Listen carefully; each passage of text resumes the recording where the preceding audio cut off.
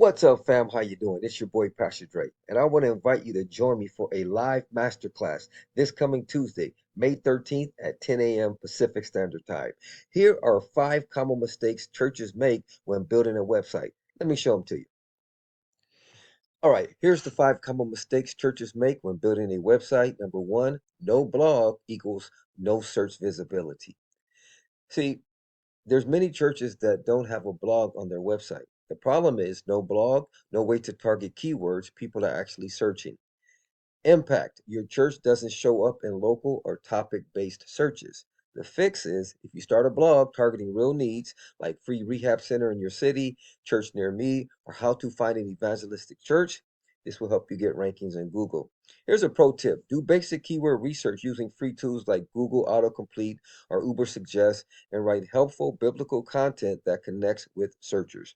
All right, common mistake number 2 is no Google Search Console, no data. The problem is that you're flying blind, no insight into how people find your website. The impact is we miss opportunities to improve search visibility. The fix is setting up Google Search Console, which is free, to monitor keyword rankings, clicks, and impressions, and visitor search queries that are bringing people to your website. Pro tip, look at what people are already searching that leads them to your site and write more content like that. That's a nugget. Five, third common mistake, no contact form equals no connection. People cannot connect, ask questions, or take a next step if you don't have a contact form. The impact is missed ministry opportunities and lost visitors. Here's the fix. You can add a simple, mobile-friendly contact form and clear call to action on your website, such as need prayer, contact us, set up a visit, different things like that. You could even do set up your first visit.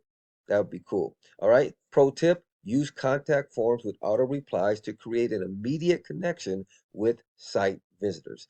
And back to the fix, says add a simple mobile friendly contact form and clear call to action. You could even type, you could have a button that says plan your visit and walk them through contacting you to visit your next service. That's powerful. All right, mistake number 4, no Google business profile, no local presence. The problem is your church won't show up on Google Maps or local searches if you don't have a Google My Business listing. The impact is fewer people find your church, especially on mobile. The fix is set up a free, that's right, free Google business profile and connect it to your website. This is good stuff, family. The pro tip is you keep your service times, address, and contact info up to date. It builds trust with potential visitors. Mistake number 5, bulletin board mindset and no outreach. Our bulletin board mindset equals no outreach.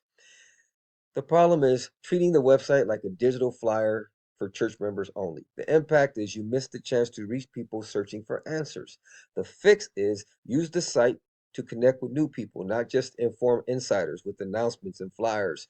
Write blog content that addresses real life issues through a biblical lens. Pro tip, think of your website as a mission field and use SEO to meet seekers where they are searching. Ooh, this is good stuff.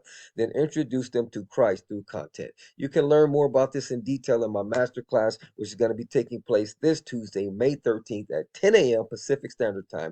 You can register today by going to webinar.echurchdigital.com.